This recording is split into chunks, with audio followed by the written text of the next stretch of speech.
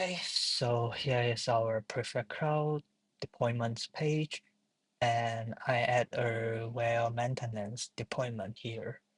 It will trigger maintenance request that the code is run on the high interface page, and the trigger is when there is only one available well left.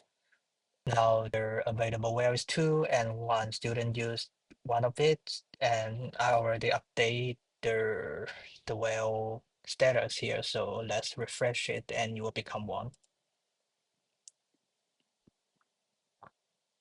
Okay, and I will receive a Slack message here.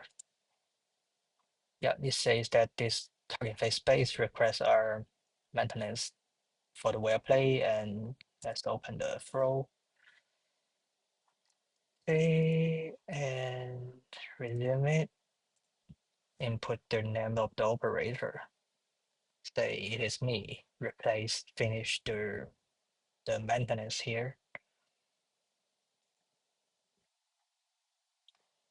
Okay, and after that, you will update the database for the available well. It will be 84, and also you will log who is the operator to finish this. Okay, let's go back here. 84, and the log.